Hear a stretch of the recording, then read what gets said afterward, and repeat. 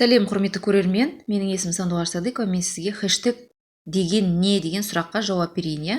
Инстаграмға кіреміз. Сонымен хэштег деген нәрсе мынау посттың астындағы жазылған көкпен, алдымен решетка, сосын сөз. Осы хэштег деп аталады. Осының любойына бүйтіп бассаңыз, көрдіңіз бе, осындай хэштегпен 1 миллион публикация шығарған адамдар. Жақсы ма? Хэштег деген осы. Өте оп-оңай. Например, структура Сандуғаш Садыковой басамыз. 5392 публикация шыққан. Тура осы хэштегпен. Сосын сіз, например, пост салдыңыз. И любой хэштег жазасыз, например. Айталық үй хэштег. Енді осыған басып көрейікші, осы үйге. Бастық.